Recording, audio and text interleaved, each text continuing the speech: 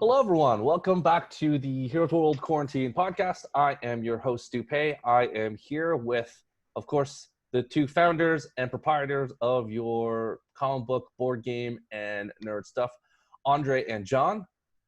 What's up, everybody? Hello. And, of course, I'm here with Rob and Tim. So please say hi. Hey, guys. Hello.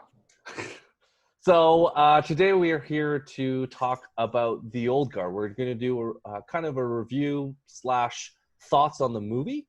So it is, of course, The Old Guard is based on a comic book created by Greg Rucka. It is currently available to watch on Netflix. So if you have the opportunity, you could watch it right now on Netflix. It is a superhero-ish movie starring Charlize Theron and Chiwetel Ejiofor. It is directed by Gina Prince-Bythewood.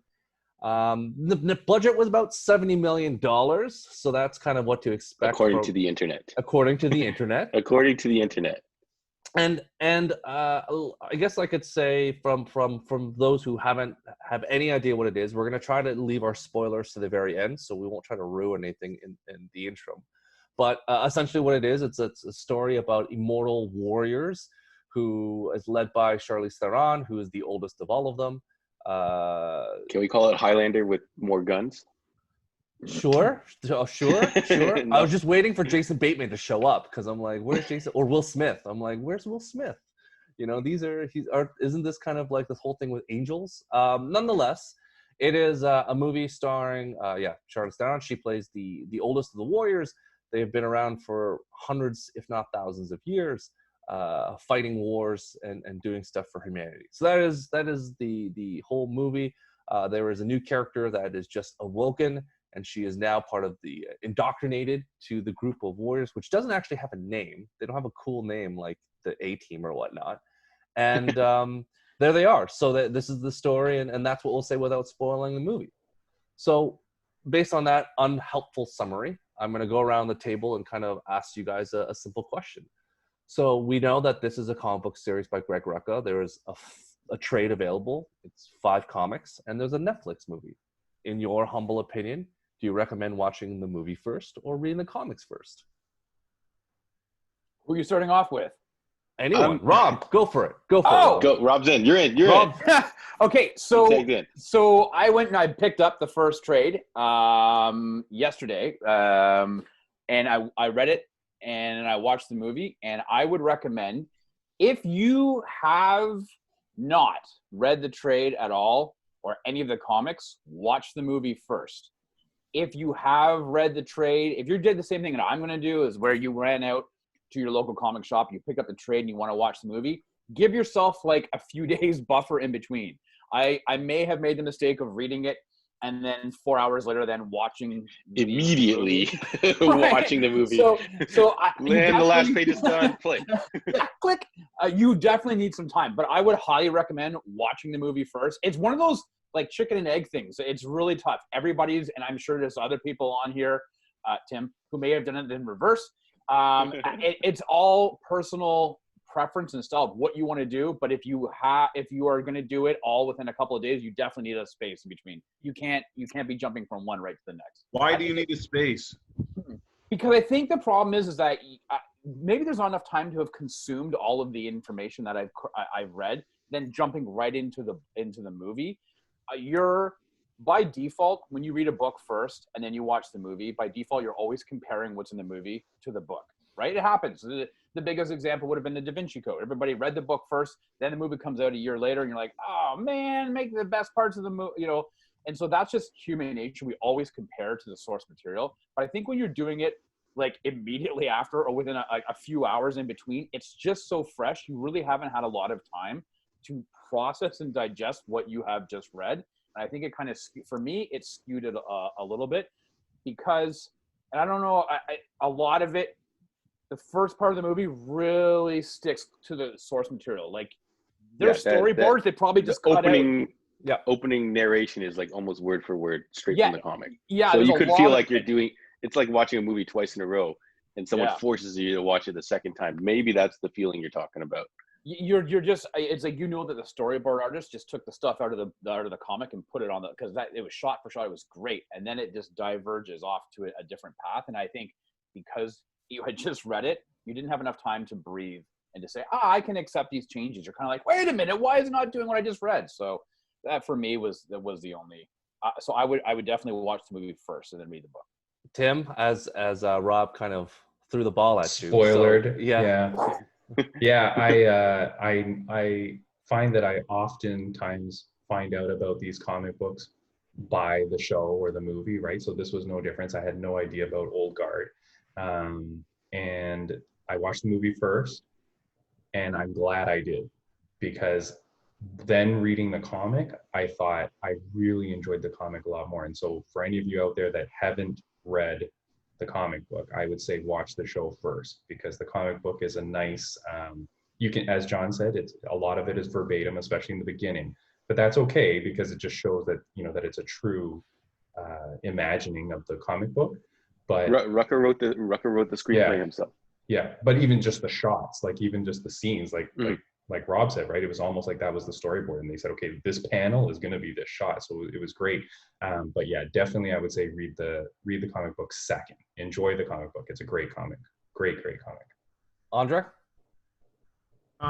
Yeah, I don't know. Like, I'm always a comic first guy.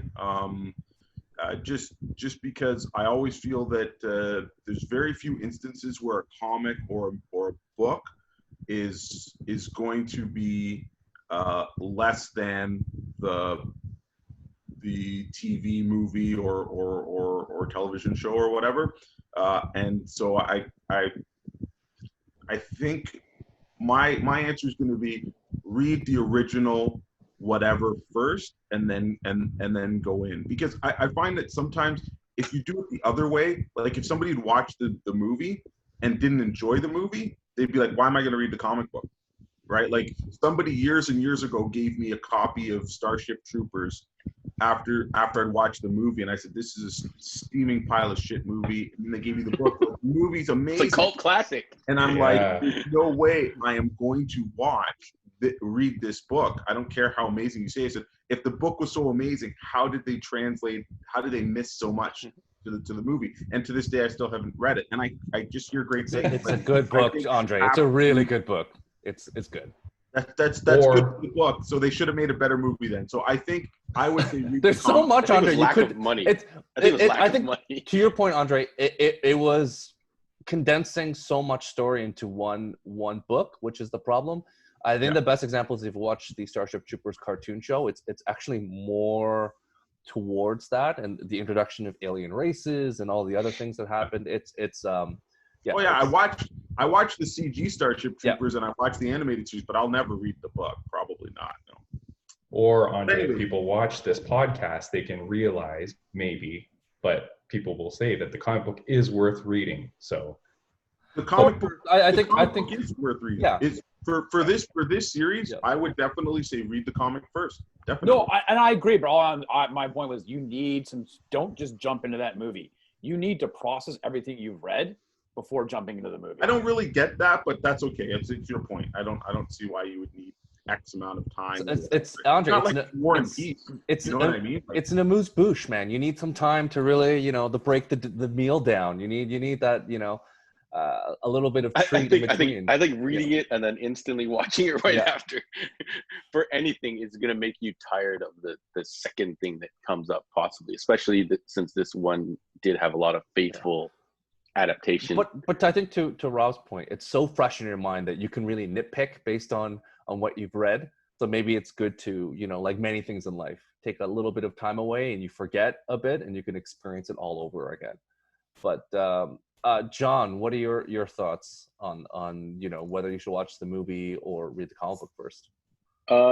If you're going to do both, I read the comic book when it first came out, which quite a bit of time has passed since that, and then watch the movie. I would recommend that order. If you think you're only going to choose one or the other, I would recommend the movie. Mm-hmm. Okay. Not playing the role of Sweden or Switzerland. I would go straight to the movie. I like the changes they made. I like the fact that Greg Rucka wrote the script.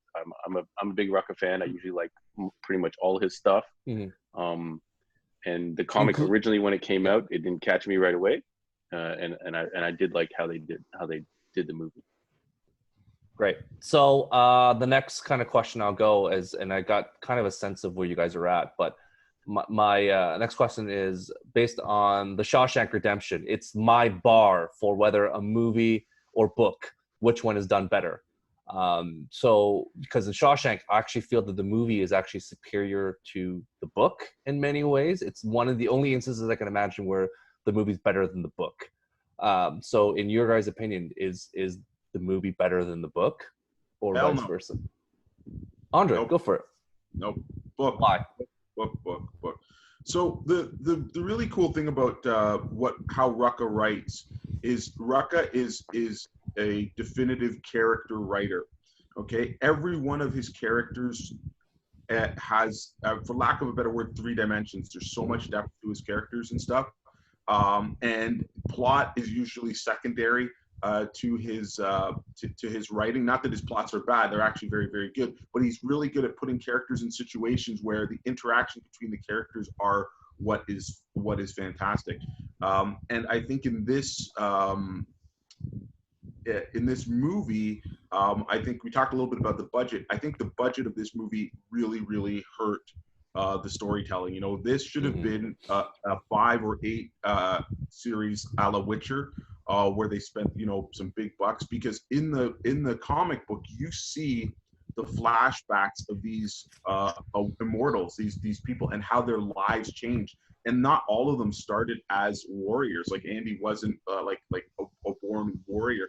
And a lot of it is you see the motivations of the characters. And I'm not sure what, maybe it was the influence of Charlize Theron and stuff, but the main character, Andy, she's like, or not like all of them, Andy, a book, the only 2 that want to live are the 2 that are together. Yep. The rest of them just have this total, like, they just don't love life. They have nothing to live for anymore. And that is really pushed in the comic. It's just like, you know what, I'm just going through the paces. I want pleasure now. I don't care. And of course, as the story progresses, it's like they are going to try and find this reason to look, but none of that is portrayed in the movie. I did really I enjoyed the movie, and as John said, I thought Charlize did a good job. But it's really like a surface skimming of the material. And the comic was only 5 issues, right? So it's not a long series, but there was a lot to it. Like the storytelling in the comic was fantastic, and the artist Fernandez, I think his name. Oh man, it was just fantastic. Like, he had to draw stuff in different timelines in different parts of the world, and how he made the characters look. They actually looked like their ethnicity and stuff. So, kudos to the comic book. Just in this instance, not knocking the movie. I do believe the movie is worth watching, but I think the comic vastly superior. Tim, thoughts? Yeah, I'm going to jump on that train for sure. I think the comic a lot better. I think there were, as Andre said, the humanity that the comic gives to Andy's character is really lacking in the movie. Like, her backstory isn't as emotional, right? When I read through the comic, you really get a sense of Andy. And Andy's, I know it's Charlize Theron in the movie, but Andy is a much bigger character in the comic book too. Like, the comic really focuses a lot on her, gives her a lot of humanity, and you feel for her, which I didn't get from the movie. So that's why I like the comic better. I also think the comic did a better depiction of some of the characters, even the doctor, Merrick. Merrick in the comic I thought was really cool, and I was like, did you just totally miscast this guy? Because his character is 100% different in the comic, and in the comic, super cool. Like, you're like, wow, this is a villain. But Merrick in the movie, there's a scene where he's holding a weapon, and I was just like, is this a joke? Like, the guy gives no sense of fear, right? But in a comic, the guy is amazing. So I think the comic, vastly superior. I think better for the humanization of these people, giving them a backstory, giving them more feeling. And then as well, the villain was a big part in the comic book, which I didn't feel in the movie as much. Which is really weird because the actor who played Merrick in the movie, he was terrorizing Harry Potter in all those movies. He was the cousin. He was Dursley, right? That was the same kid. So if he had that same intensity of threatening Harry Potter's life in the movies as he put in this movie, it probably would have been more. It's different to terrorize Harry Potter than Furiosa. So it's the same level of terror. The problem I found with this villain, it felt like, do you remember that Bond movie, I think Quantum of Solace? Yep. And that villain, you're like, wait a minute, this guy's gonna fight James Bond, and you're like, get the hell out of here. He should never have done anything. He should have just been a money man saying, I want these people for what they can bring to me, and that's it. Like you said, like Tim said, there's no reason for him to hold that weapon. There was no reason for him to like, it was just he should have just been like your Dr. Evil, and that's it, like I can't do anything except I've got money to hire thugs. And even, compared to the comic book, what he got in the comic book, like so much better, like how his demise that would have been a way better shot in the movie. And because it really, drummed home that these guys are like, nah, you don't fuck with us. Pardon my French, but that's, Yeah. Well, there was that scene though in the movie where they almost replicate the ending of that character with somebody else, like a no-name person. And I was like, oh, please don't tell me you're going to waste that amazing ending on this, stooge, right? And but then they wasted it by not using it at all. Right, I know. Yeah. Like, come on, man. Yeah. And the movie, just, for those watching, in case you're a young viewer, it's a violent movie. Yeah. It's violent. Not for kids. Yeah. So the scene that Andre's referencing, like, you could have done that in the movie. Yeah. So it was a shame. John, your thoughts? Yeah, so when I was reading interviews with Rucka, and he actually states that he changed the screenplay because you have to write for the medium that you're writing for. Like, so comics is a much more open medium, and the movie is a much tighter, time constrained writing. So I actually like Andre did point it out, so I will mention it. The flashback stuff from the comic, I actually wasn't interested in. Like, I like the modern combat military aspect of this. So I actually liked that the movie has much less of the past stuff. So I would choose right now the movie. I haven't read the book in so long, so hearing you guys talk about it, maybe I've just forgotten all this wonderful cool stuff from it. Mm-hmm. Yeah, so maybe I have to go back and read it again, and I'll be like, okay, you know what, those guys are right. I do like the comic, the exploration of everything better. But I remember at the time when the comic was coming out, because Rucka, usually his go-to is the military, like a Punisher and Lazarus and Queen and Country. Like, it's all like a modern kind of spin. So that's what I like to see from him. So when in the movie they had less of those flashbacks, I was like, oh, that's sweet. I feel like we should almost see no flashbacks in this movie, and they should just talk about the past. But they did put some in. So on to Andre's segue. Andre did a really good job of mentioning television show. So my question to you guys is, would Netflix, and it's always reboot culture. So in 5 years from now, if they complete this series or not complete this series, and they're like, you know what, let's just make this property into a TV show. Do you think there's enough material to make this into a 6-episode TV show, or would you rather it just be a standalone movie? I'll go on that one. Go. So actually, just before I'm always torn about this. Listen, I think of the movie. a lot of us thought this was a TV series, right? Yeah. When we originally took this assignment, a lot of us were like, how many episodes is it? How long is it? How can we take through this? So a lot of us were expecting a TV show right off the gate when we heard about it.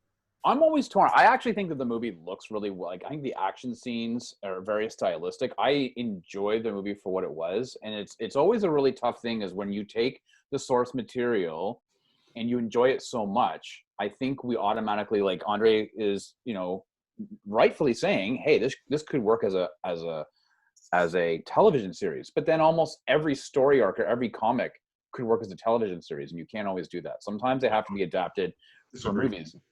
Fair enough. So I don't know.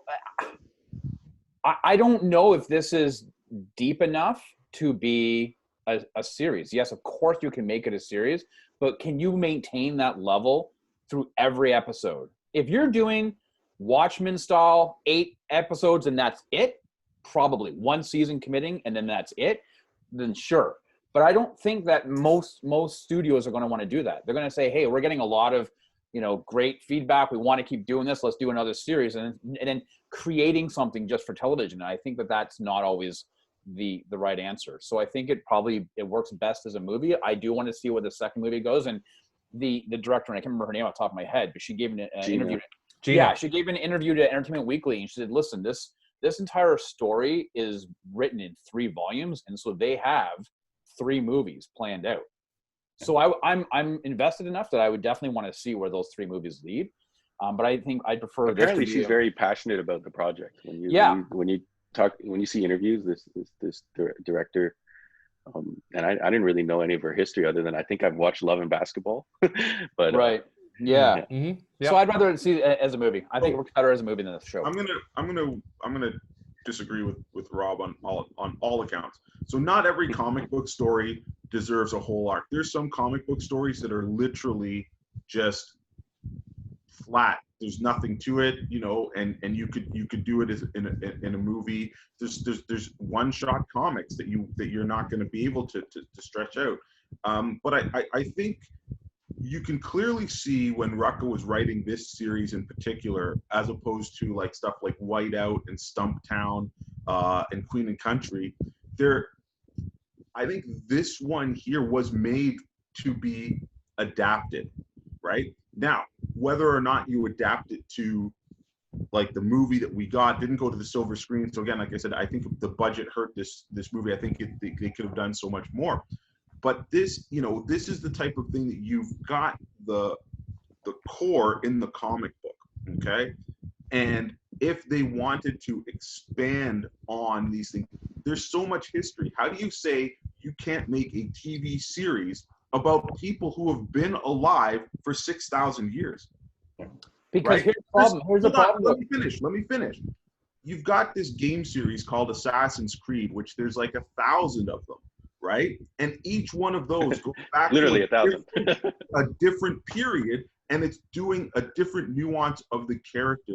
So, do I want to see an episode of Nikki and Joe doing something in the past? Hell yeah, I do, right?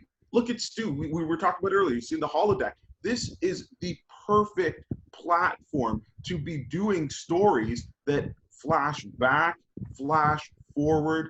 You could do stuff like in the present, the past, and the future. Look at the bad guy who basically who mapped out all that stuff. That's flashbacks galore. There's so much to this. So to say there's not enough content, I think that's out the window. Like again, this series just scratched the surface, right? There's other immortals in there. Spoiler: the Let's just say, Andre, to hammer your point home. To hammer your point, there was a TV show called The Highlander when it went for a long, long time that was based on the movie. And let's just say I'm a big fan of the TV show. I thought it was really well done for what the budget was, and it was done for nothing. Nothing. It was way better than the movies. So yeah, but just because you can make a universe out of something doesn't mean you should. Let's look at the Bourne trilogy. 3 books, 3 movies. The TV show Treadstone, piece of shit, right? Like that. Just because you can invent. Are you forgetting the Jeremy Renner movie? I'm ignoring that. No, you can't forget. No. And the fourth Bourne movie. No, Rob, you're picking something like the Bourne that is, like you said, it's pinpoint, right? Mm-hmm. They have characters that span time, and they're interesting enough. Yeah. And the idea is interesting enough. No, I understand I agree with what you're saying, Andre. I'm not trying to. I agree with what you're saying. I say I can see, but what I'm saying is that then you dilute the product. If you're going to go back and start making all of these backstories, think about it. It has to be at 45 minutes to an hour. How many episodes are you going to make out of this entire? But hold on. But isn't that what we're talking about though? When Stu originally asked the question, he said, "Can we do it as a limited series?" And I'll just chip in. I do think that this would be a great limited series I think like having like you said, Stu, 6 or 7 episodes or whatever to encompass this one book. You could do like what Andre said, and I would take little like flashbacks, and which they do in the movie, but I would flush those out and I would give more of those for all the characters, because you're right, Andre, they've had a huge history. And as Copley shows, they've done some amazing things. So you could do those. And so could I do it longer than 7 to 8 episodes? Yeah, I think you could, for sure. But, you know, when John was speaking about the budget, the 70 million, and because as I was watching it, I started immediately trying to figure out what the budget was for this, because I was like, there's not a lot of money in this movie, right? Like you could tell. And then shout out to Hindustan Times, which was the only review of the movie I could find that talked about the budget. But it said that, yeah, it gives a very made for TV kind of vibe, like a TV show. But I think if you took that 70 million and spread it out amongst those 7 episodes and had it, because I was expecting movie quality, like I was expecting high budget Netflix movie quality, and if anything, it almost slowly devolves in terms of the budget, like as the movie progresses. So you're like, oh, are you running out of money as this thing goes? I think if you had done it as 7 segments or 6 segments, whatever, to get the same movie across, I think to me, it would have come across a little bit better. I think my expectations would have been better, saying, okay, this is a limited series, and so this is the quality I'm going to get out of this. Yep. Yeah, I do think. How much does Game of Thrones cost to make per episode? Is it like 2 mil or something? It doesn't need to look like that. But no. I'm just saying, for example, if we go to the high end of the spectrum. Here's the thing: when you do period piece shows, it's relatively cheaper because it's like you just have to put a couple swords out there and doesn't require stuff, right? It's cheaper outside of Dragons. So season 1 of Game of Thrones was reasonably priced because it's a period piece movie and you put armor on people and just carry on. But as it evolves, you add more CGI. This show doesn't need CGI. You can, put them in period piece costumes and throw them in some sort of ruin somewhere, and you're fine. Honestly, with Charlize Theron, when she was wearing her period piece costume, it looked like she was in the back lot. So they didn't fly her out. They didn't fly her out to like a Marrakesh to like stand in the background. Like it was like, okay, like she's on the back of a Sony lot, and then they filmed her just wearing a costume. So like there are things that you could have done to from a budget standpoint, but there are tricks of the trade too. Like like Supernatural films all of it in Vancouver, and it does a decent job of making it look like other cities. It's not impossible just to put a bit different backdrop there. Alias did the same thing, right? Yeah, Alias was all filmed in Los Angeles, and yet they were in all over the world, and it was just based on special effects that they did in the. So good point there, Rob. You brought up Alias. To get 5 seasons, and you wouldn't watch a season of this show? The concept for Alias was so shit, and they stretched that fucker out. This, at least you've got interesting people. You know what I mean? And interesting concepts. Like I don't see how you could say. I think Rob, to your point, it's not going to be a 22 episode like Lost. Lost would have been better if it was less episodes as well. But I think the question is, if you now you're talking about Lost, this is going to take forever. If you had the opportunity to make it either a limited or 22 episodes, I think the majority of people would say there's enough to make 8. I think the Netflix model was typically they stretch it to 13, and I think that's where your point would be. Is 13 would be problems. You stretch it out to 13, it would be like Luke Cage, where there's episodes that don't need to be there. But if it was, 8 tight episodes, then maybe it makes sense. I would agree. I'm saying there's a lot of stuff with the movie. There's a lot of stuff with Andy in the comic books that are never addressed, and the longing of companionship and things that happen where you can see, just like any immortal story, like you have people you love, and then even the Age of Adeline showed, like you love someone and then you don't age. Can I ask a question though? Can I ask a question? I think, and maybe we'll discuss this later, maybe, but there comes a point in the movie where we discussed earlier where it diverges from the source material and it goes elsewhere. And a lot of people, and some of us may think that that's probably where the quality of the movie comes down. If we're making 8 episodes of a series that now you're creating this backstory that doesn't exist in the source material, you get flashes. Does that then? No. Well, yeah, but I think Rob. Volume, the second volume. Okay, but I haven't read the second volume. It's not even out yet. And so here's the thing. I think this whole debate is kind of mute anymore. I'm going to move on because at the end of the day, I think Tim said it already. It's about money. If they were given $250 million, $300 million for a TV show, your problems, Rob, wouldn't happen. Because again, at the end of the day, it's the debate that Andre have constantly all the time about cartoon TV shows. Rebels is amazing, but it's a cartoon and you can do anything you want for nothing. If you tried to make Rebels into a live action TV show, it would be bad. You can't do it. You don't have the money. Even Andre's gripe about The Mandalorian, they don't have the money to throw down and make all these worlds look amazing all the time. So I think at the end of the day, time too. They don't have time to put it all together. CGI takes a long time to do, but to do a cartoon is cheap. So I think there's a lot, and John mentioned it, with constraints of timing, filming, unions, bills. Charlize Theron probably made $20 million. That's a lot of the money just went to her. She's a chunk of this budget, yeah. So I think worth every penny. I think in an ideal, perfect world, if we were to set things out and they had more money, then it's kind of the thing. So we're going to leave that and we're going to carry on because I think you have some good points, Rob, but we'll leave it to the end of spoilers because then you can unleash and go full Rob Go on nuts. us. So I think the question now... Or look for the 6 to 8 hour podcast, Alias/Lost, coming up next. Oh, boy. Okay, so here's Lost podcast. So I think we can mostly agree that Winter Soldier is the best comic book movie of all time. So the question to you guys is this movie better than Winter Soldier? That's a ridiculous question. What's wrong with you? No. I have to ask the question. Why? Is this the best comic book movie ever? Can we ask if it's the best Netflix one so far? It's not even the best Netflix. Maybe is it the best comic book movie released on Friday? How about, is it the best image? It has a chance. Is it the best image comic book movie? How about that? Is that? I have the gold standard is Winter Soldier. So I just want to know where it is when it comes to the bar of Winter Soldier. No. Is so not a fair comparison just on the budget alone. So let's say it is to be said that they did take the movie seriously. Like if this became a big Hollywood movie, maybe they would have threw in all these jokes or I think Tim's brought it up, the Underground 6 movie with Ryan Reynolds, which is a little bit more comedy infused to it. Maybe if this movie was on a bigger platform or something like that, I'm happy that they didn't do that. So happy okay, that Charlize Theron wasn't like like a joking version of Andy. So like the fact that they did keep it kind of closer to the source material, I do like that. Yeah, that's a good point, John. Like the fact that in the Marvel movies everybody is such a funny guy, right? Like everybody is a wisecracking, right? Like everybody is super funny and quick.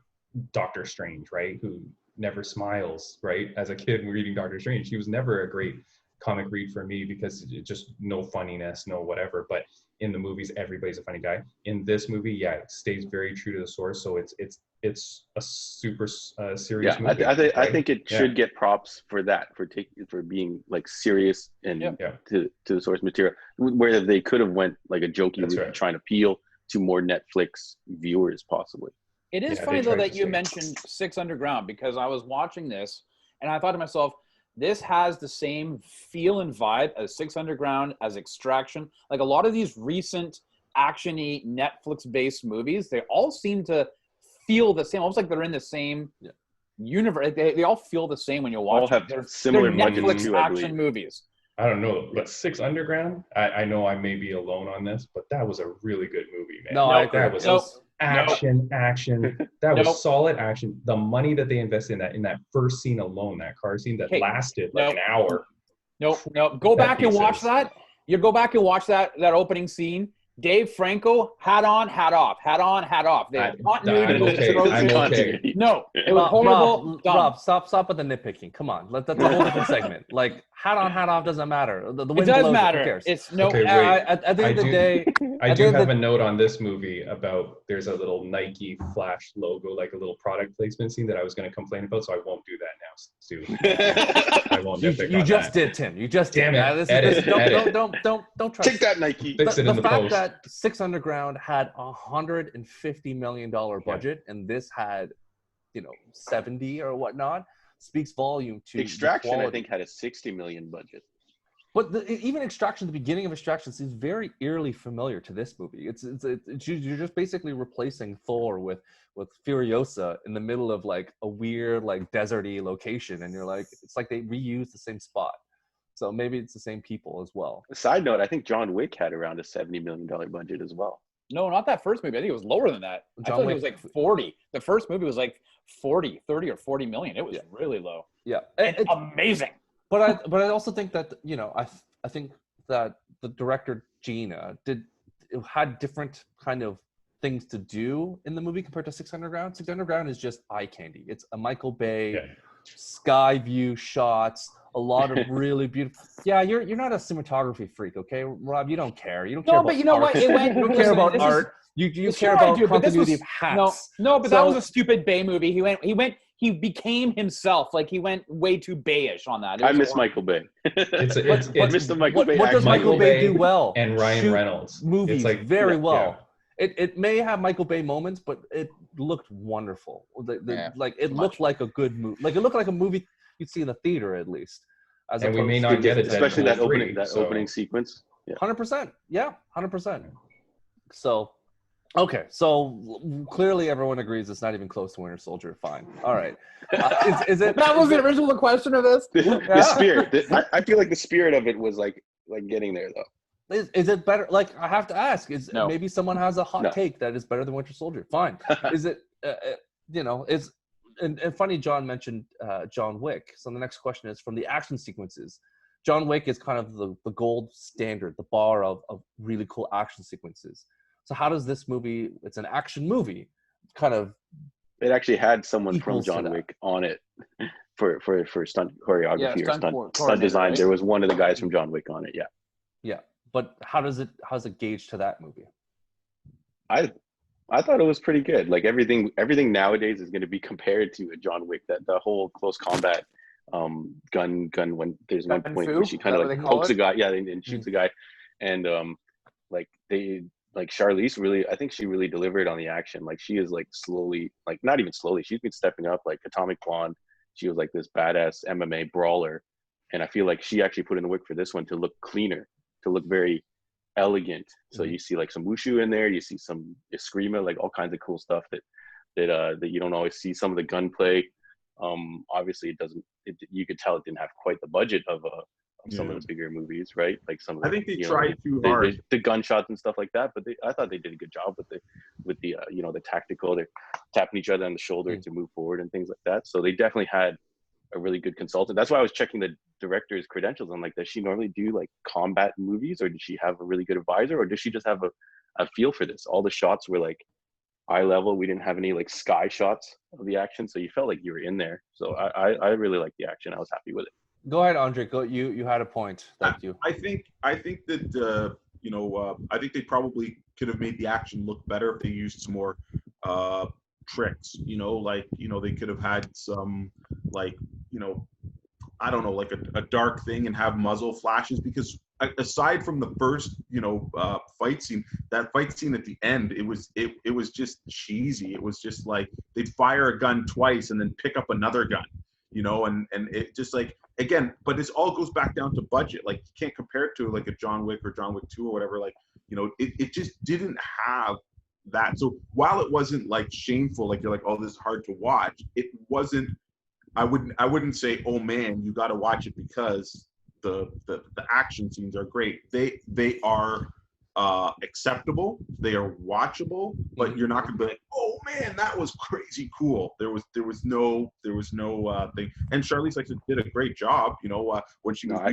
I think her scenes were amazing. Like in the things that she did, like she like fold backwards over guys and stuff like that. Like, I think she put in a lot of work. No, definitely. And maybe you didn't see all the work or whatever, but.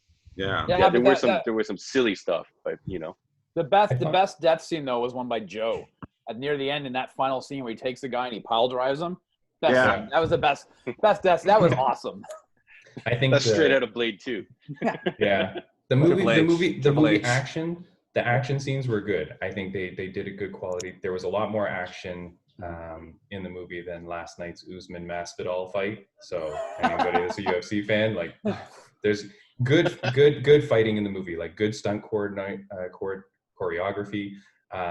The set pieces were okay. Like, I get Andre's point that the last battle was a little bit too, again, made for TV-ish, right? Like, it didn't zoom in on certain parts and things like that, but the sequences were good.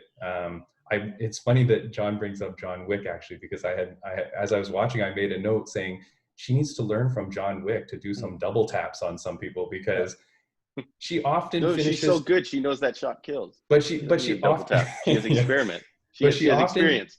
She often finishes her fight sequences with like a judo throw, which I'm like, I don't think that guy's finished. Like, you should really finish him off. Like, she kind of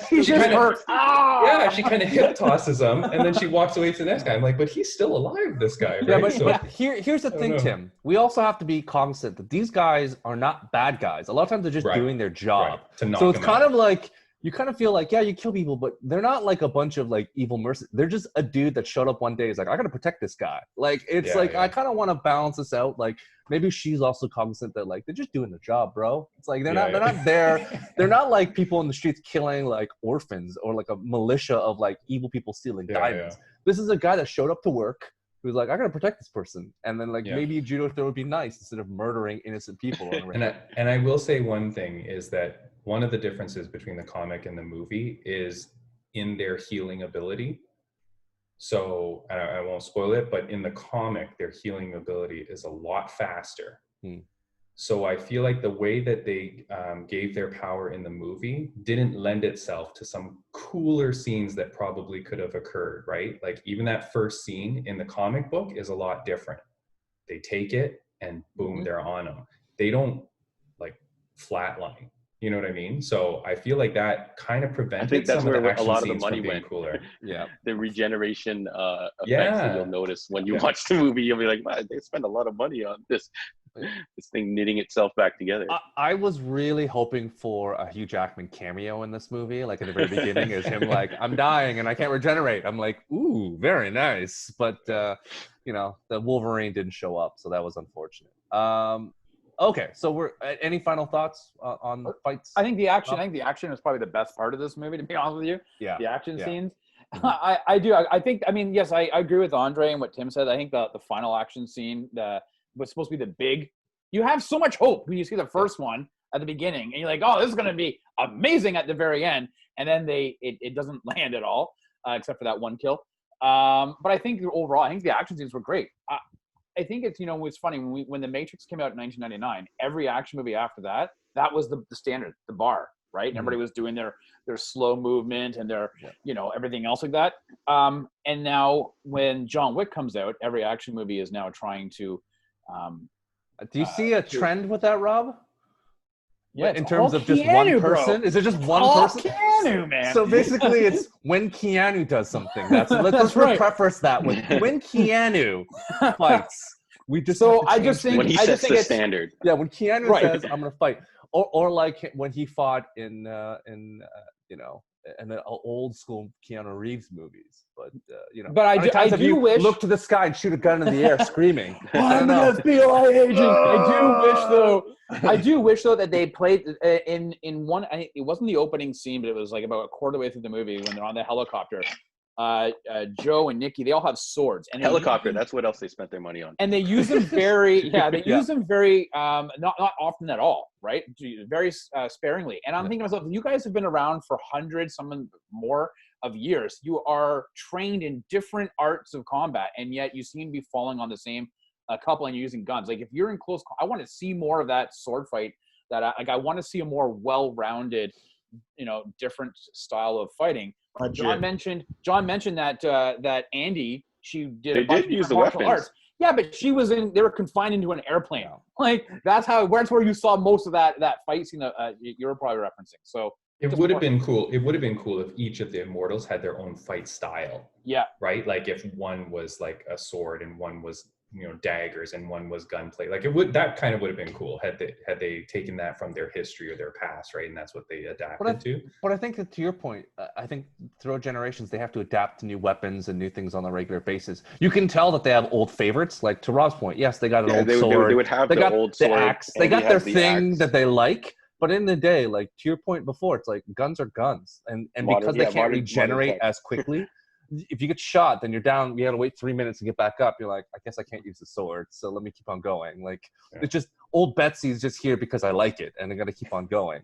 Like if it was like full Wolverine healing powers, where the bullet just comes back out, then I guess the sword play would make a lot more sense.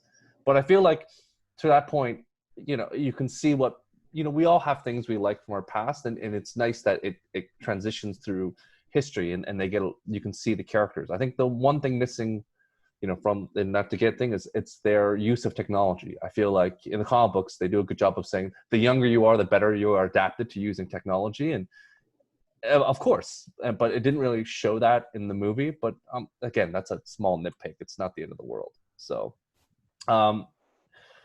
okay, we're moving on from fight sequence. So from this movie, outside of Charlize Theron, who clearly is the star, the money, and the best, quote unquote, best thing in the movie, who is the unsung hero? Who is in this movie the best thing outside of Charlize Theron? The Booster Gold Award for unsung hero. The Booster Gold. Who's the Booster Gold? I like the the guy from Serenity, the operative. I can never pronounce his name. Ejiofor. Yeah. But I love him in everything. He's like amazing in Serenity. I think he did a movie called Red Belt back in the day, which is like a martial arts movie, which I really liked. Like I thought you like the Baron, as you would say. Baron Mordo. Yeah. Baron Mordo. Oh yeah, he was in. Sorry, I haven't seen all of Doctor Strange. He's in the most of the movie. I've only seen the beginning part of that movie. Yeah, I liked his character, and I guess we can go into spoilers into what he kind of does and what he kind of shows off and everything in it. But I really liked him, and I did like the new girl, the girl played Nyla. Kiki Lane. Kiki Lane. That was it. Yeah, I thought that the guy was wasted. I thought he was wasted. I thought that they. Did you want him to fight? No, I wanted him to pull out the sword. No, I thought that the actor Copley was wasted. I don't know. It was just not. I don't know. Great actor, but I don't think he was. I think that he was kind of like a set piece. You know what I'm saying by that? Like, it wasn't like you have such an actor of like great substance, like, and you're just kind of giving him like a really like a fifth-rate role. Like, I didn't understand why. I don't think he had any more time. But they fleshed out his character much larger from the comic. Mm-hmm. So I feel like after depending which came first, but after they hired him, saying, "Hey, wait a second, we've got a great actor to play this role."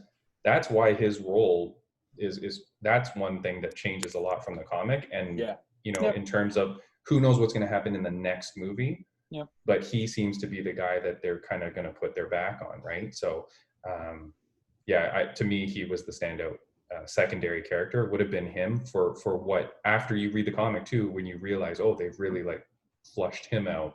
I feel like he was my standout. Andre, thoughts? I really like the pair of Nikki and Joe. Like, that's what I was. I thought they were really. I thought they were really good, and I really liked the scene in the back of the van, and it was verbatim from the comic and stuff. And I'm like, that's how you do source material. Yeah.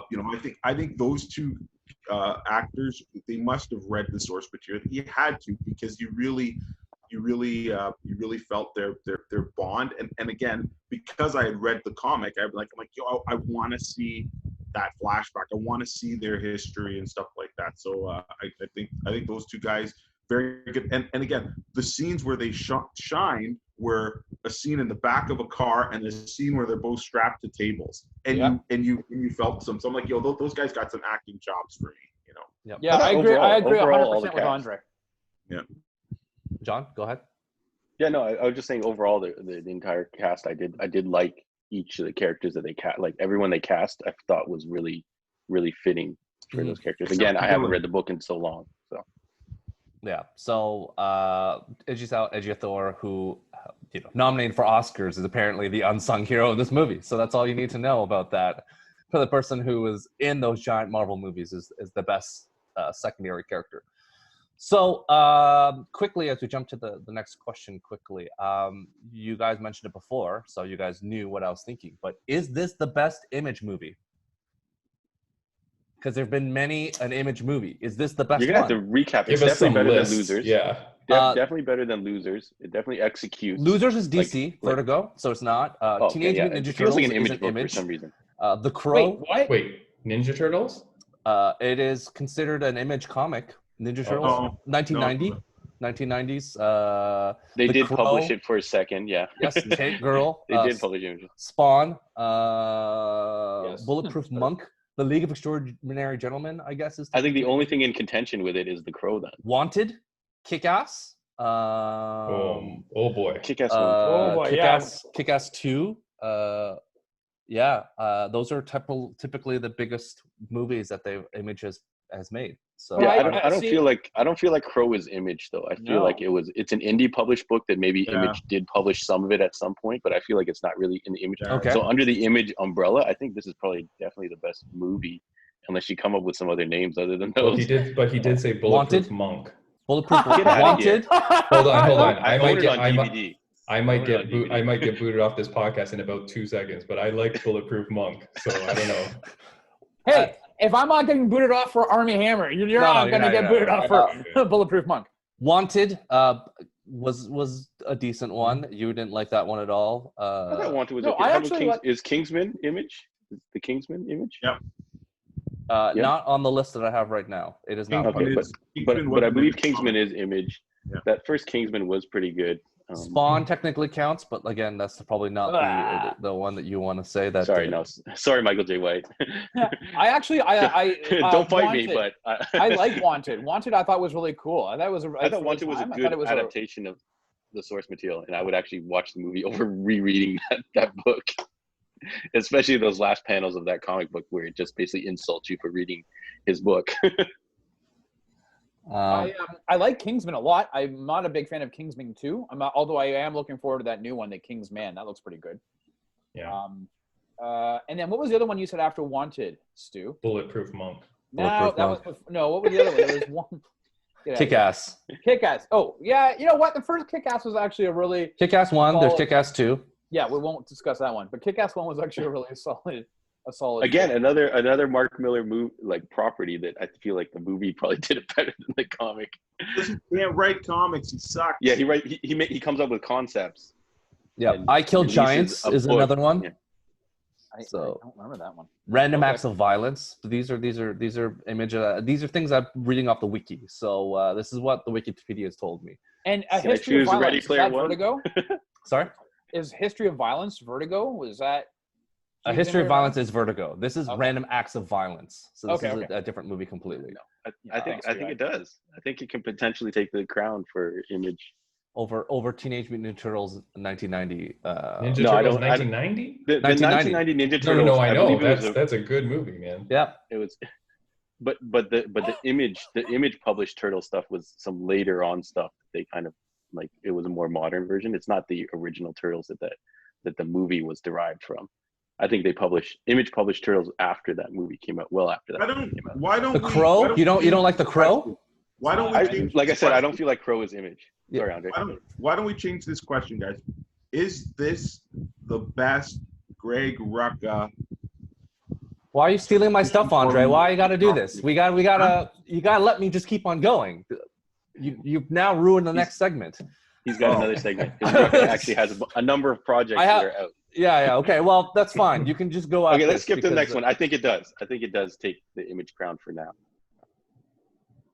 Yeah, Rob, Tim, is before we jump over to the question. I had stuff, but yes, go for it. Do you choose Kingsman or Wanted over it? Based on the half-ass internet research I have, no, it doesn't count.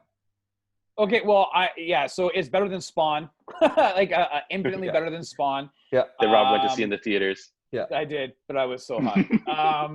And you know what? Sure, modern day Image stuff. Yeah, I'll take this. Better than Kingsman. I don't know. I don't even know if that counts as an Image. Does not count. Does not count. Okay. Well then, yeah. So this is the best Image, and I would, see what they have coming down the pipe, right? So, yep.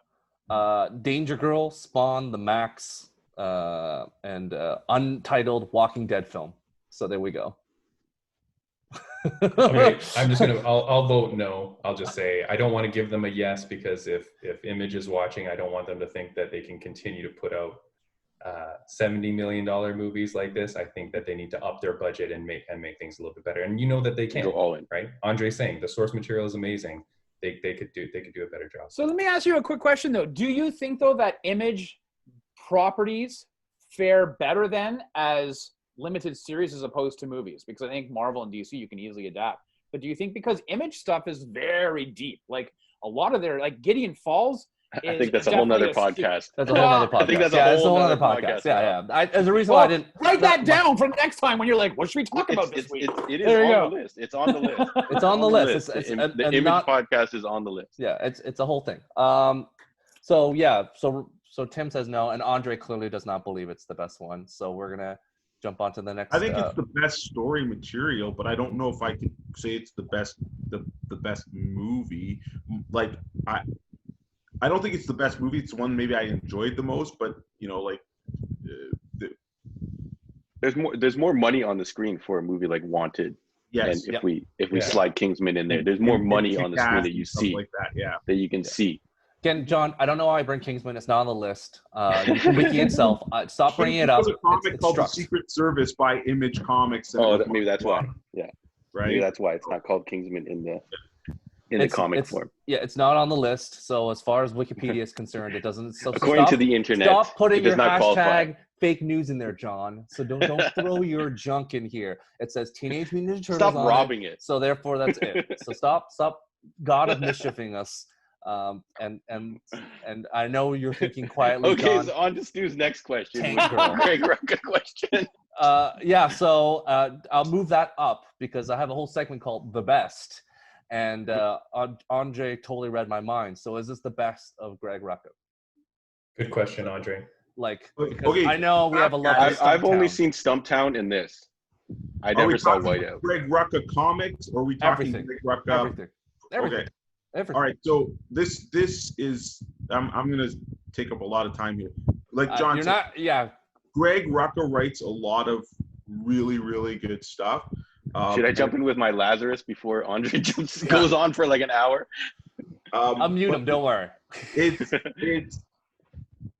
for me. It's really up there because I like the concept and I love the art. Like this to me is almost the Brian Azzarello and Eduardo Rizzo. This is Rucka and Fernandez, and it's got that same vibe for me. So I really like. I like this duo. I think they work really well together. I think them as a pair almost work better than a lot of the other people Rucka has worked with in comics, but that's my opinion. But Rucka's made a ton of really good comics with female leads that are fantastic. I love Batwoman. That was fantastic. I loved his run on Detective Comics.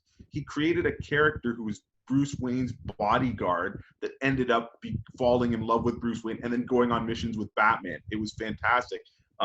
Wonder Woman, his Wonder Woman stuff is out of this world. He did a book called Black Magic about a cop that's also a witch. We talked about Whiteout, Queen and Country. Like this guy, he like hit after hit after hit. If you follow Stumptown, which is already a TV show. Stumptown, which is a TV show. But my favorite Rucka book was he did a run on The Punisher, and it was when The Punisher was like injured and stuff like that, and a new character was introduced. There was a female Marine, and she was getting married, and the mob came and killed everybody, but and she survived. And then it's basically the Punisher, Frank Castle, training this girl how to be like kind of like his protege to take over because he's wounded. And that Punisher run, and I've read Punisher since he's come out, that one stands out. So for me, that Punisher run is my favorite Rucka stuff, but that's not to denounce all the other stuff. Like I said, this guy writes character first, and just the level of depth he puts to all his characters, but most notably, I will say, his female characters, I think he's got to be one of, if not the best, about strong female characters, especially in these military roles or these ancient roles like Wonder Woman. And he did stuff like Black Widow and Birds of Prey. So his spy, espionage, military, the guy can do it all. He's a fantastic writer. And if you're not reading his stuff, you have to read his stuff. And I would say the stuff that you read is going to be way better than the stuff that's adapted. Like there was the Whiteout movie, and it was okay, but it wasn't close to. I think who was that? Who starred in that? Kate Beckinsale. Kate Beckinsale, yeah, you know. So again, great casting, you know. But the book was so much better. Queen and Country's always been in talks to get a series, but you guys have to follow this guy and read his stuff. He also does novels too, but just start with his comic stuff because it's amazing. And even though, like I said, for my artist choice, he does work with great talented artists that fit the series. So clearly the answer from Andre is no. Rob, thoughts? It's a strong second, man. Like what was the question again? So, Your favorite? Are you really pulling a John here? Are you actually paying attention? Or are you? Oh, let's explain this to Rob. Yeah, you know what? I'm gonna pass it off to someone else. John's paying attention. John, what are your thoughts? Is this the best of? It's hands down going to be Lazarus, and that's why if this movie does well, he is shopping around a Lazarus high-end HBO-ish kind of a movie. It's a shame that now you can't really have Charlize Theron as Forever Carlisle, but maybe I would cast a Summer Glau or something like that. I guess why not? But it just matters whether she wants to do TV or not. I don't know if she wants to do TV. But yeah, that would be hands down. Andre left me some room to talk about Lazarus, but that would be hands down my top up there. Greg Rucka and the Punisher run that Andre mentioned was amazing use of Punisher. And it would really work well in a movie. Punisher was kind of like Batman-like. He would jump out from the shadows, do his thing, and kind of disappear. Yeah. So yeah. Tim, thoughts? You're on mute. Tim's on mute. I'm gonna agree with I'm gonna agree with John. I like the Lazarus. I thought that was good. But as Andre said, like all Rucka's stuff is good. It's always about character development, right? Like even Andre in the things that you mentioned, right? Batman training the Prodigy, Punisher having that other person, right? It's always about developing new characters, and that's what Old Guard is, right? Because Old Guard is its own property, so Rucka has the ability to create all these characters from scratch, and the development of those characters is so well done. So I mean, it's on par for his work, and probably if you like any of Rucka's other work, you're gonna like this. Nice. Rob, finally, I'll let you closing thoughts. I don't really know. Too much. Actually, before I was looking up to see what other stuff he had written, and he wrote a book in 2009 called Walking Dead, which that is interesting. Not The Walking Dead. Yeah. I don't really know too much about Rucka, to be very honest with you. So I'm just going to. I enjoyed the Stumptown TV series for what it is. Not the best show, but it's cool. This movie was right. Yeah, Rucka.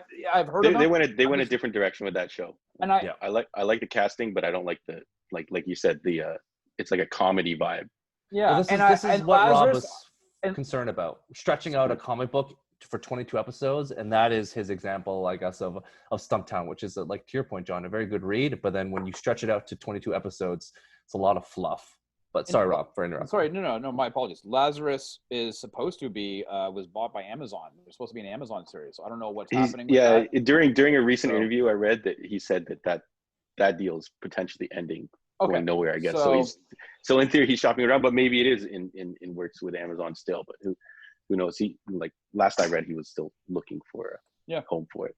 Well, money's going to Lord of the Rings, man. Any of his Birds of Prey or Black Canary, or not Black Canary, Black Widow? No, never did. Really? Gotham Central? I think you would like Gotham Central. Rucka trades for you then. Yeah. Yeah. So clearly, as we discussed, all that money, John, has gone to Lord of the Rings. So Amazon's got no money, apparently. So they got to just go to New Zealand and build some swords. It's okay. They can put it on Showcase or HBO Max. Oh boy. Well, they've already got a show that they did really well. That, like, could you imagine Into the Badlands? Into the Badlands. Lazarus could totally fit into that. Yeah. Unfortunately, they canceled that one too. So I have no faith in Netflix or AMC because they tend to cancel things before it finishes. So anytime there's something on either two services, I'm like, oh, are they going to finish it? Because more often than not, they cancel the show just as it starts getting good. So it is what it is. So a few more things before we jump to our final spoiler section. Charlize Theron, is this her best movie? Is this the best thing that she's in? No. No. But I feel that she's had a resurgence in her career. Like she played this. I was surprised when she dropped into the Fast and Furious franchise. I was like, wait, what? And she did really well. I mean, Furiosa in Mad Max Fury Road is amazing. Her character is amazing. Yeah, she's had this really weird resurgence. I didn't like Aeon Flux as a movie. No one did. Don't worry. So I was. It was just a like, mess. It was a mess. She's so, actually come out and talked about it during interviews. It was a mess. She really believed in it at the time, and it just didn't come together. I would just like to see that her. movie. I thought it was cool. I would like to see her get, like, I think she can hold her own. Like, I want to see her have a John Wick universe type, Atomic Blonde. That's what Atomic Blonde is. Yeah. Atomic Blonde. Yeah, $30 million but they're not- budget. Right, but they make Crushed it. another one. That's the problem, right? Like, I don't think they are. So I think they don't were know. I think they say the script exists, but I don't know if it's happening. Yeah. So, anyways, I think she was great. I think is this her bet? Listen, I think she's an accomplished actress, right? But I think she's definitely done. She's a career resurgence in this type of genre. So good for her. I think this is the stepping. character- Oh, sorry. I Go think ahead, this Andre. character has the potential to be one of the best characters she's played, and I think she could own it. But I think it, like, if this movie did well and they said, okay, yeah, for the second one, now we've got a budget and we can do that. This girl's timeless, and she can look at any period. So in the comics, when they do the flashback 40 Plus Club, she looks pretty good. Yeah, like she's and she's stellar. Like John said, she's put in the work. She's now branded herself into these action genres and stuff like that. So she's a very diverse and talented actress. Like I think she was the best part of this movie. And I think if she was a producer on this too. I think if she likes it enough to own it, and if she said, hey, I'm going to put some money into it because I believe in it, they could build this series like this. I think this is one of the best concepts that's out there. Again, it's not the most original, but it's a different take on it, that they're still here and they're doing good and kind of like the modern take with all the weapons and stuff. It's really cool. Cool. Tim? Not her best role, I would say, but that's simply because, again, I feel like the budget and the script, right? I think had it stuck to the source material a little bit stronger and had better scenes for her, or her flashbacks were longer and the humanization of her character was a little bit more, I think it really could have been. But not her best work, but definitely nothing to be ashamed of. It was a great job. She did a good job. She was the backbone of the movie. 100%. It's a toss-up, people could say, between Furiosa and her role in Atomic Blonde as her two best action. The Fast and Furious movies, she's just mailing it in. She doesn't really do anything. She just sits there, and clearly she's acting. They don't give her any time. And Vin Diesel's just doing his own thing. So The it's Rock like it's is taking up too much of the screen. Yeah, it's family. I would take her performance in this over Furioso though, in Mad Max. Definitely. wow. Oh, you got Andre talking about Mad Max. That's another podcast too. Okay, so we'll jump over to last point before we get to spoilers. Gina Prince-Bythewood, director. Is this her best film? And just a reminder, and this will be very quick. Love and Basketball, Biker Boys. I think I've seen Love and Basketball. That's it. Biker Boys I saw in the theaters. So Biker Boys. Biker Boys. Biker Boys. She did Biker Boys. I think we can't judge her from that. Secret Life of the Bees, Beyond the Lights, and The Old Guard. I Never seen anything else by her. No. So It's yes, the best this is thing her I've best. ever seen of hers. Yeah. I think this was good. Given her resume, Yep. what this is, it's like completely different from anything on her resume. I'm like, so if she can handle this action, then I think she can handle, like, I don't remember Love and Basketball, but I know I did see it. But No, you So didn't. why, like, what if those are the only three things she's done? Like, why did they pick her for this? Like, do we I don't know. She's very passionate. She is on tap to film both the Silver Sable and Black Cat movie. So she's also the director of both of the Marvel, Sony properties. Sony. So she has been tapped also to do those other movies. I don't know what she did, but I think other studios are now following the Marvel thing. It's like, you did an director that's kind of done some quiet, drama pieces, and then give them an action movie budget, and then let's see what happens, because it happens. It's cheaper to do it that way, right? Than to do, you get more control because they're newish directors and they don't know any better. But maybe that's the case. I think that Love and Basketball is by far the best thing she's ever done. But again, it's a very different movie. But The Secret Life of Bees, I think that was a spelling. It wasn't that bad. I remember. Yeah, it was pretty good. It was all right. Yeah.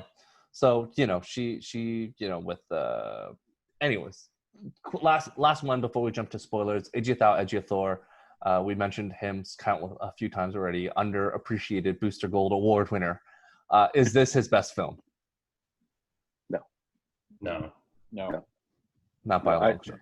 No, that guy's got a lot of good credits. I haven't seen all his stuff, but I definitely, him as the operative in Serenity. Yep. I would go get my operative sword right now, but I think that's like one of the all-time most favorite kind of villain characters. Villain, but not really a villain type things, you know? Mm-hmm. Doctor Strange. And maybe I'll go watch Doctor Strange. The Martian, 12 Years a Slave, small things like that. I even enjoyed his little bit of run on The Lion King. It's really hard to follow up Jeremy Irons, but nonetheless. Okay, one last shout out to this movie before we get to spoilers and at this mark. The Bechdel test, it's, of course, to Andre's point, lots of strong female leads. If those who don't know, the test is something that they do for movies where two women are in a scene together and don't talk about a love interest or a man. This by far passes that test. That scene on the plane where they're fighting and having a conversation. At no point do they mention a boy, a husband, or someone they want to date. So props to them for the bare minimum, which is just having two straight female characters. So that's something to just say out loud. So this is the spoiler part of the. I feel like she didn't talk about love interest at all during the movie, really. Yeah, no, it was mostly that she was a leader and these were her soldiers, kind of. Yeah. So sorry. One more thing. That was a preemptive thing. Before we get to spoilers, should you watch this movie, John? Yes or no? Yes. Rob, yes or no? Yeah, definitely watch the movie. Tim, yes or no? If you've got time. Ooh. Andre? That's all we have. We're in lockdown. Oh, there you go. Then that's up to you, Andre. Yes. Okay, so now spoilers. So now you can. Wait, now we've got to this point. Well, should you also read? Should you read the comic book? Yeah, I think all of us are. Yeah, well, I think Yes. we've already said it in the beginning that it's far superior. So I think that answers the question. Yes, read the comic first, and then watch the movie after. So now it's a free for all. Whatever you guys want to talk about in terms of spoilers. Rob, I know you've been rearing. This is your Guy Gardner, your leaky faucet. You're ready to unleash. Go for it. Is there a hat moment? Was he wearing? Well, one of the characters wearing a hat, and then they had an earring off, which is Shut up. You guys all go back and start that movie again. You'll see what I'm talking about. It's atrocious. Game of Thrones had a coffee Starbucks cup it takes you out of the movie. Who cares? So here's Starbucks cup.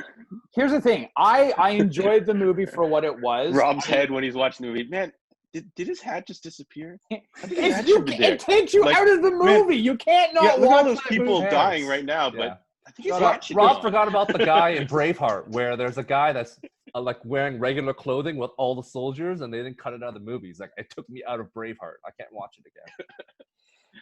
Okay. If a guy was wearing a pair of sneakers in Braveheart, that would take. He's wearing a hat and like, wait a minute, is that guy wearing Nike? Windbreaker? Yeah, Windbreaker. He was a time traveler. Listen, I really enjoyed the book. I really want people to go out and grab it.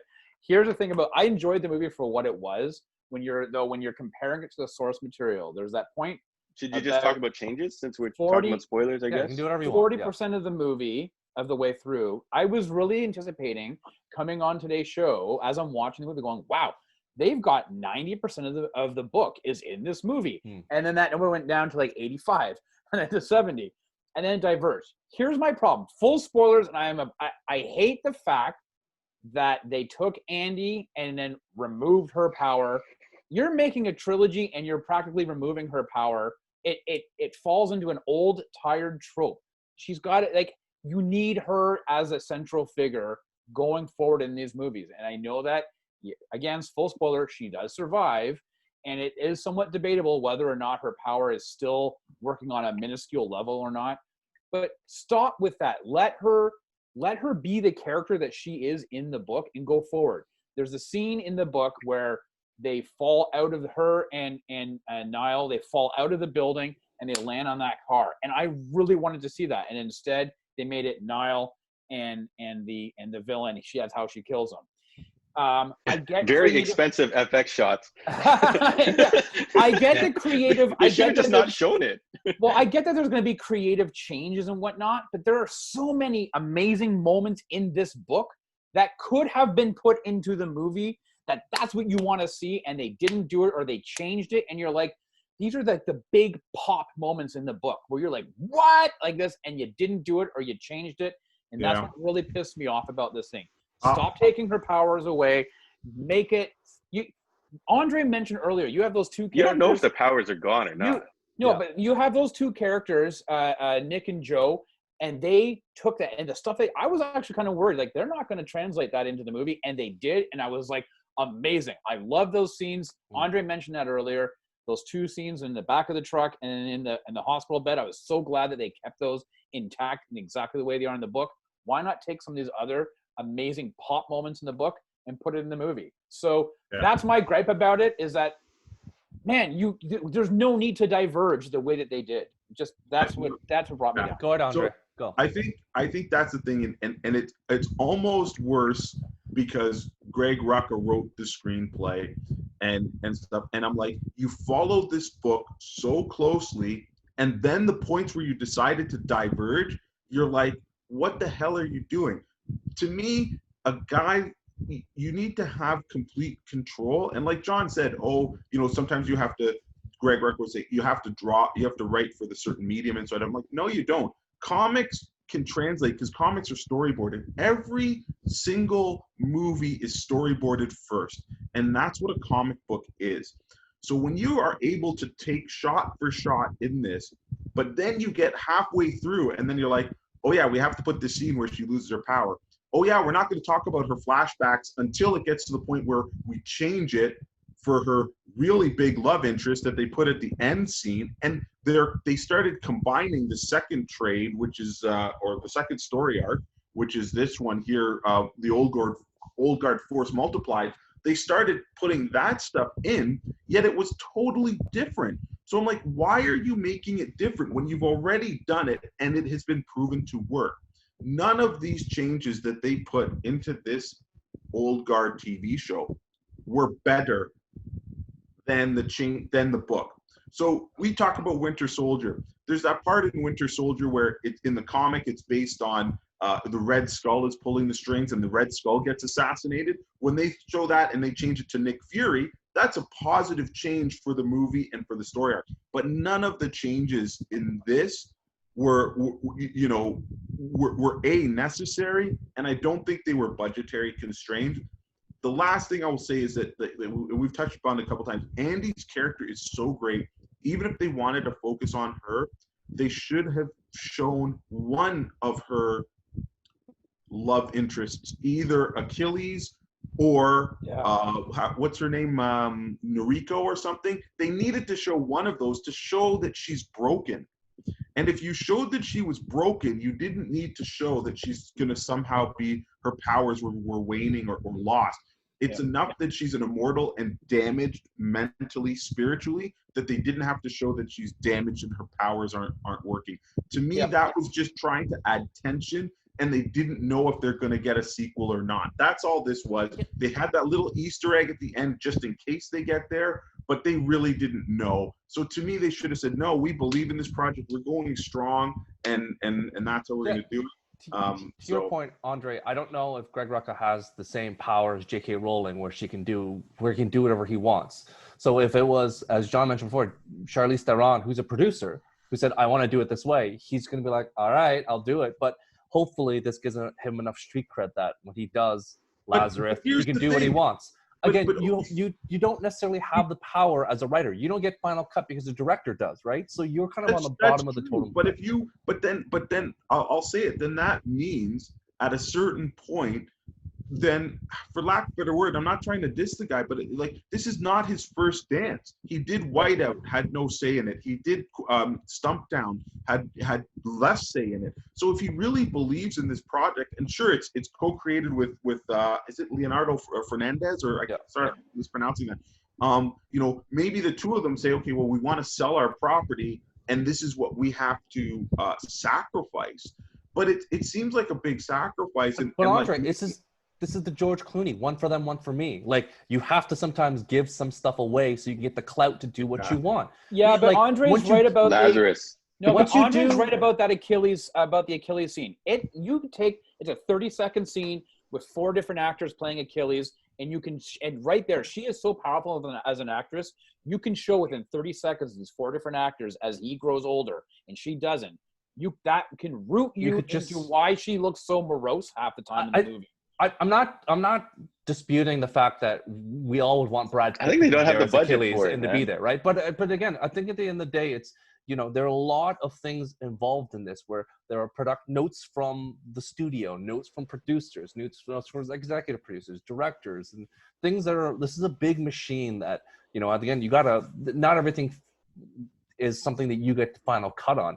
I don't think directors get final say at the end of the day, and producers. So Greg, maybe he can kind of move in the TV where you can, when you get a bigger say. But to the point, it's like I feel like this movie it kind of falls in the syndrome of like Charlie's Angels and all the other ones, where you're right, Andre. It's like we don't know if there's another one, but we're teeing it up for like, hey guys, you like this? Actually, there's something better coming. So it devalues this movie to say, hey. You know, like the best example is Dungeons and Dragons. It's like they go through this whole movie. They're like, oh, guys, but this is a trilogy. Don't you worry. Like, this is the bad stuff. But if it's not good enough, you'll never get the second one. And I don't know where we're going to get the second one. I think my problem is, and you guys, everybody knows, like, look, me, John, we're comic book store owners. Like, I love the comic book medium. I think it is legit the greatest medium that we have. My problem is this story is not finished. Right. So if Rucka's working on this, and if it gets shopped around, and the director said, "Oh, there's 3 books," now we're going to have those books. I'm going to use the word dirtied. They're going to be dirtied by what these maybe first and second TV shows are, and we're not going to get his pure vision. And John and myself have seen that countless times with comic book series going to the big screen or going to the little screen, and then that comic book is changed, and you're like, why the hell are the X-Men in black leather all of a sudden? Why? Last issue they were in their costumes, now they're all in black leather, and you see this, I don't want to say awful, but you see this kind of mainstream movie influence, and it just smacks the ship off of its course, and I hate that. You know, like, I think these guys are some of the most brilliant creators, and I can't speak of what they need monetarily or whatever, or maybe more money will allow them to do other ideas. But all the time, like you're saying, Stu, if you have to keep giving and giving and giving, then why does somebody want to buy your idea? Look, if somebody liked the old guard and someone hired me and said, hey, Andre, I like the old guard, I like this, this, and this. Pitch me a TV show that has those elements, but we're going to copy it, but we're not going to copy it. But there's writers that can do that. I hear you, Andre. Why pay money for the old guard when it's got zero following? And Greg Rucka, we know him, but he's got probably like this much, cred. Like, his name isn't enough. So to me, it's like, again, why not create something? I think your thoughts, Andre, are.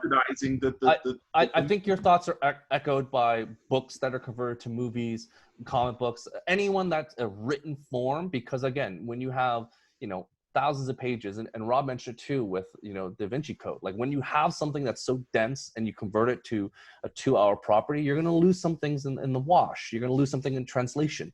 It's not always going to be the case. I feel that, like, why they're buying it, Andre, same reason why Disney bought Marvel. It's intellectual property that can convert to movies because, comics, they don't make $1 billion, but guess what made $1 billion? Avengers. Avengers makes $1 billion plus the toys, that Lego, all the stuff that franchises along with.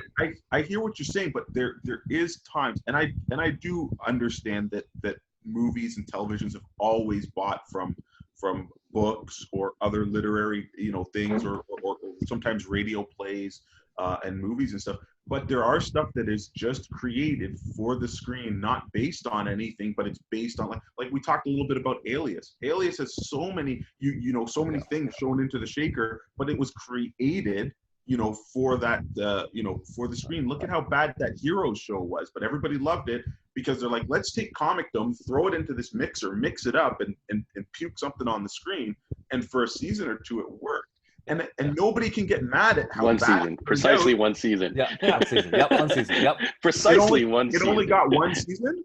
No. Season one was good. Season one was good. Everything else was bad. I would argue trash it wasn't factory. really good if you knew the source, what they were basing it. But anyway, the fact of the matter is that is a doable thing, and then you don't have to, like I said, ruin or co-op or modify, something that already pre-exists. I don't think it ruins anything, Andre.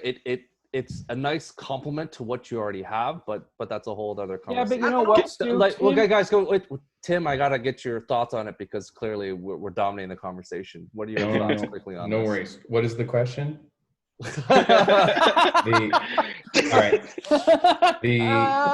I'd say. Oh wow! All right. Okay. I'd say that I wish that they had made their regeneration powers like it was in the comic, where in the first scene of the first comic, as they're getting shot, they just keep moving forward. They're like zombies, kind of the way. I think that they're definitely healing slowed down as they go. They could have got more time. Big time slowdown. If we didn't watch an elbow regenerate, you know what I mean? Yeah. Like there was a lot of scenes of that, right? Of like slow regeneration. It's like you're wasting time on this. I feel like had they given them their powers like that, I feel like the movie could have moved a lot quicker, and I feel like you could call it more of a superhero movie than you should now, right? This isn't really a superhero movie, right? There's a big scene based on a comic book. Yeah. There's a big scene in the comic when Booker and Andy have their shootout. Yep. And like that's so cool, man. Like because I read the comic second. That scene where you knew that they were going to like argue with each other, but in the comic they just stand there and start blowing each other away, right? Yeah. And it's like that would have been so cool, but you couldn't do it in the movie because the minute they took one shot, they'd be down for 3 minutes. So that was a cool scene. Yeah. I think I think by doing that you kind of changed the whole vibe of what these guys were, right? They weren't as aggressive. And then I think just like I had said before, right? The Merrick character, I think the Merrick character could have been a lot cooler, a lot more violent, a lot more aggressive. I think, had he been some big jacked up tattooed guy, right, with that kind of violent demeanor, I think that would have lent a lot to the movie. And the last thing I'll say is, last week, Stu, your background was The Good Place. Yeah. This movie should have learned from The Good Place. Like in The Good Place in the final season, the people get spoilers bored. For The Good Place. Oh, spoilers for The Good Place. people get bored of immortality, right? And the whole thing in that season was they didn't want immortality anymore. They wanted to go away. In the comic book, you get that sense from Andy. Andy talks about saying, "I just want this to end. I want it to end." In the comic, you don't get that, and you feel like, okay, well, if you guys have been around for eternity and you don't seem to not want to end. In the movie, you don't get it, or in the comic, you don't get it? No, in the movie, you don't get the feeling that these guys are tired of their life, right? Like that they want to die. They mention it when Book betrays them. He kind of like. To be fair, Tim. He does kind of. Yeah, Andre's point is that 2 of the 4, because 2 have their soulmates, so they're like, that's right, we're good. But you don't get that sense either. And it's like, they should feel like there's no gravitas. I feel like had you brought that in from the comic to where it's like, okay, I have to live with this immortality and it's like a burden upon me, then I feel like that would have been good too. But I really feel like the way that they changed their powers is shocking to me, really. Like, I don't know why you would have done that. And I mean, and then just to nitpick on one little thing, because I'm allowed now, right? Yeah. Is it the logo of Under Armour? Was it upside down? No, on the jersey. No, hold on. There's a weird shot. There's a weird shot on Joe where they show his Nike logo on his shirt. We're back to the Nike thing. You already mentioned that. It was so weird. I said it in the preamble. But the other thing is, just the way that the characters, the way that the characters were. I think they could have made it better. I think. Had they changed the power thing, that was a huge thing for me. And to your point Tim makes a really No, and I think that all you guys have mentioned the immortality thing. Like they didn't really address why she didn't really want to live anymore.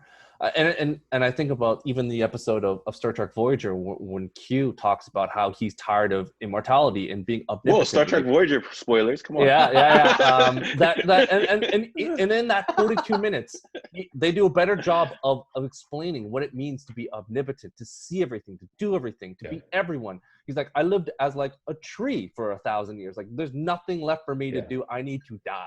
Well, So in the Good Place, the guy does all his fantasies in like 5 minutes, right? And then he comes out and he's like, I'm done. The other thing I'll say is that I feel like they didn't need to end it, and to Andre's kind of spoke to it, but you don't need to end these movies saying that a sequel is coming out. You have like to now because of the Marvel movies. There's like a halfway tag. But, like people wait to see the end of the movies for this. I know, now. but give me a good feeling. Like let me feel like this thing is over and that it's done, because nobody knows if this is going to get a second movie, right? And if you don't, then you've really like left it off where we have no conclusion. I feel like it would have been good had you just ended it, make it solid, make it good, and then. But then what you do is you don't include that whole backstory of her and that girl. I can't remember her name, and being put in the Iron Maiden. Rico or whatever. How horrifying was that? She was renamed in the movie. Right. Take that out and put in the stuff with Achilles. That's right. Make it a. Read this when it comes out. Yeah. No, that's what you do. Is you don't need that. We all agree. Make it it's standalone movie and be thankful that you do get a sequel. But this is now the industry where that stuff happens. You need a mid and you need an end credit. Like no, you don't. And or if it's Guardians, you have 4 mid-credit cutscenes where they like throw stuff in there. But Tim made a great point. If you want to make that Marvel money, that's. But you're not going to make it on Netflix. You don't have you're not making Marvel money on Netflix. It's irrelevant. You're not making Marvel money on Netflix. Some of these movies haven't, like Bright hasn't gotten a sequel, like so like maybe they need to. I'll talk about wasted potential. Yes, John, thoughts as everyone else is kind of already. I know everyone's harping on her losing her immortality, but I thought it was a cool story element that the fact that the new girl comes in and maybe that's the reason why she's going out. And then it led to some cool scenes where they're like shielding her with their body at the end, which was kind of cool. Like they're kind of like, and then the new girl is kind of like, I'm gonna go in first because I can do it, and she's like, no, I go in first because kind of like this is my team, I'm the leader, I'm number one, I go through the door first, right? Even though preceding that scene, she didn't really go in first. The other guys went in first. Yeah. And then she pops around the corner and takes a couple shots. And then the other girl pops around the corner and takes a couple shots. But I like that element where she was like, I don't care if I'm not immortal anymore. I'm the leader. I'm going down. I'm doing this. And then the same thing when she hands her the gun. And she's like, no, you're not finished yet. We do this to the, I forgot what the phrase was, to the end or whatever. Like, but the problem with that, the problem, John, though, is that now it almost makes the stakes for the sequel, if it comes around, her fighting this other girl now, it's one-sided because this other girl is still immortal. Now you're like, that's what I'm saying. We don't know if that was temporary. We don't know if it happens. Yeah.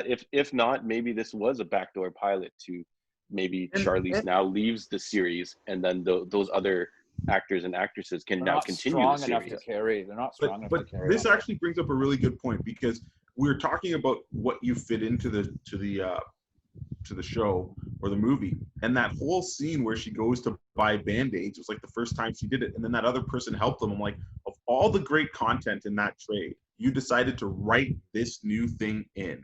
And I get it. Maybe that was weird. I wasn't sure. People help people, and nobody asks questions because blah blah blah blah. And I'm like, again, wasted minutes when you have so much good stuff. So if the director said, oh, I really want to have a goth chick help out another woman without asking questions, because that's what maybe in the second movie it pays off and she comes back and it turns out she develops the cure for COVID or something. The goth girl does? Yeah, maybe the pharmacy working behind the counter. Because she affects everybody's lives and they become something great.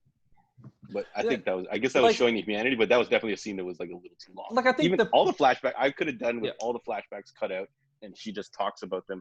Obviously, that iron coffin thing was horrifying.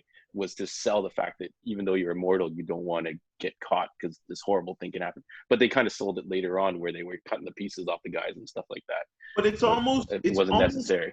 It's almost like we're talking, they wanted to segue this, so they're like, oh, we want to talk about something for the future at the expense of the present. Because if they had spent those minutes doing the talking about Achilles' backstory, that would have been great. It would have been timely for what's going on in the world right now, because you have a white woman and then marrying a black guy who was a slave, who was then sent to Australia and then got back. Like all of this stuff, it would have, and then that alone would show such humanity, show such loss for her that you're like, oh my God, I get her character. She can't love anymore because the person she loved told her to leave because people will start asking questions, and he's like 80 years old and she looks 20 something, and that back then would be the same problem she always has. So then she will never be able to do that again. And then they could have even mentioned something later. Oh, but you did find love again because you found Noriko or whatever, or you didn't think you'd find it after. But it was like they put that horrible scene in, and it was changed from the comic again. Like, it's like, why did you have to make it so horrible? Like the girl just got washed off of a ship. You know what I mean? Like, it wasn't that heinous and all that stuff. So I think they were digging themselves in. Who do you cast? Who do you cast opposite of Charlize Theron? To do what? To do which scene? Achilles. You could do anybody, man. Like, it doesn't even need to be a name actor, because you only need 30 seconds to a minute. Like just cut scenes, just quick, bing, bing, as he ages. And that story is told when they go into her cave, and Niall's like, wow, look at all of this stuff, right? And then she pulls off that painting, and it's the painting of her, and like, but they went into the cave in the movie, and yet none of the history that Andy had accumulated throughout time is there. But that's why Ejiofor did it. This could be a bigger show. Like, what if, like I say, like the ideas and the characters of all of this, like, even you could do a show about somebody discovering that cave 100 years from now, and then they research those people, and it's just that. Like I think even for a comic, like Rucka, when he's writing these things as limited series, there's way more potentials, there's way more kernels. Like, I use the example of Assassin's Creed. Like, I don't know if you guys played the last one, Odyssey.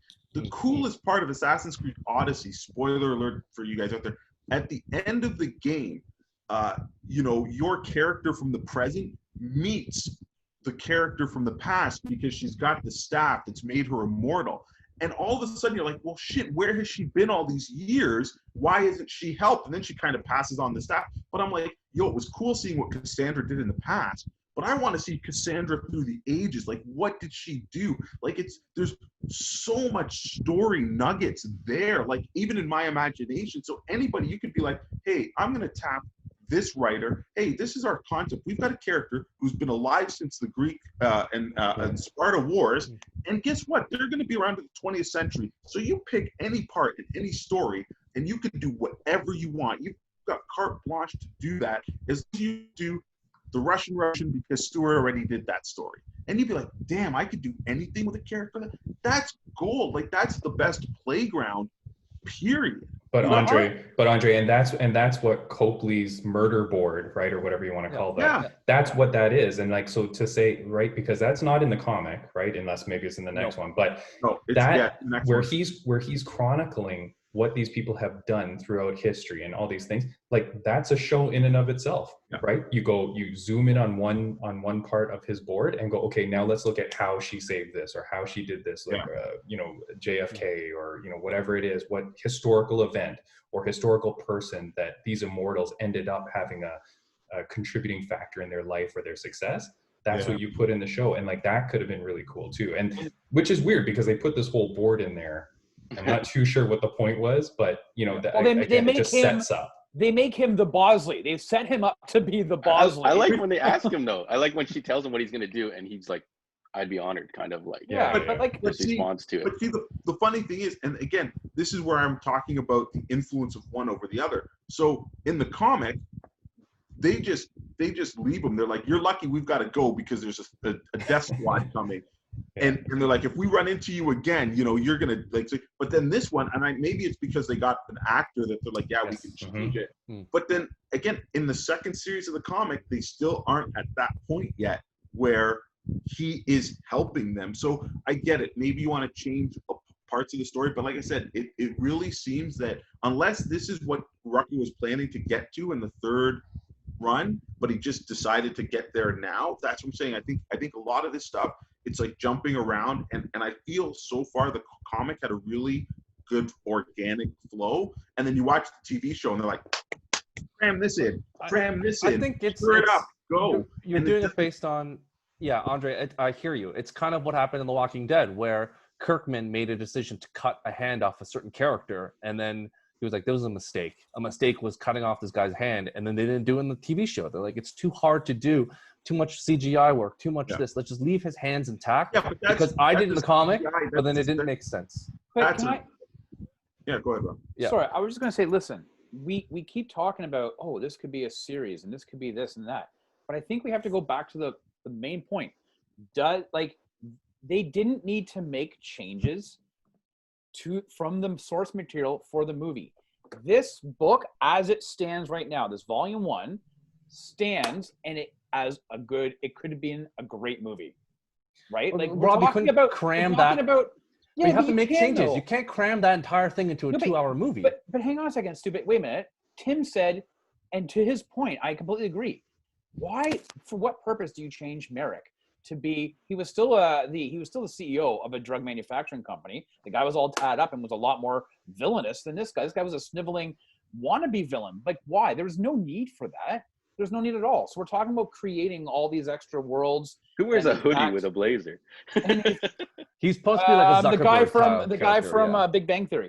You do all these. We're talking about making all these backstories and what you could flesh out in this universe. But if we're just going back to the source material, the book as it stands, volume 1 could have made an amazing movie without having, if they just did beat for beat for what this book was.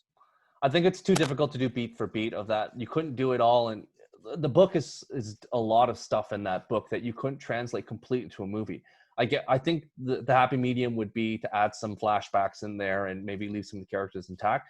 But again, 5 books doesn't translate in terms of minutes per a movie, and you have to give up some certain things, which is why if you do an episodic show, you could do it 4 episodes, Rob. Maybe you do 4 episodes to make you happy. You can do 4 hours would be 5 hours is probably maybe an hour per book. You could encompass everything you want in it rather than. Rob's right. You could have taken this and made. There's been more in-depth stories told in 2 to 2.5 hours in a movie, but you do have to have the budget and stuff for it. You know, the sad thing is while it is, you know, there's so much potential in it, I just hope that the potential doesn't get missed on the silver screen or be ruined because of the silver screen influencing the comic. Because, you know, I think it's in comics, and John and myself know this, is like there's so many great books that come out from all the companies like Boom, Image, Dark Horse, not to mention DC and Marvel that get most of the eyes on. But, you know, there's these books like even like the follow-up to the Old Guard, the Force Multiplied, we didn't sell half of what we sold of the first volume. And we're pretty decent. Like, you know, people come in and I'm going to recommend you a good book, regardless of what you ask for. You know, I'll be like, hey, you know, I know you asked for, you know, Superman and this and that, but hey, this is a really good book if you like X. Oh, do you like, whatever, just take a look at these things. And we're always recommending, and sometimes we know that we're not gonna hit if it isn't a big hit tentpole title and stuff like that, but we still try. But even something that's got such potential, and now we'll sell more copies of it because people be like, oh yeah. But I find it's one of the things that's always been my pet peeve is like, you know, we're all about recommending good stuff. If I recommend something bad to you, you don't come back to me for a recommendation. So it's kind of, you know, in a way, a little bit of a pat on our backs, because a lot of stuff we recommend does get turned on to the silver screen or whatever. But the people beforehand weren't taking our word for it. But then they'll watch the movie and go, oh, yeah, that was wicked. I'm like, yeah, what about 4 years ago when I told you that comic came out to pick it up or whatever, right? So, you know, people have budgets and stuff like that. But it's a little bit, sometimes frustrating because you want to put good ideas into people's hands. You want them to be like, oh, dude, I read that and that was fantastic. Give me more like that. Open my eyes to different books and different series, different characters, different styles of books, you know? So So yeah, to your point, don't worry, Andre. In 10, 15 years, they'll reboot this whole thing all over again, and we'll get a whole thing. So Yeah. it is what it is.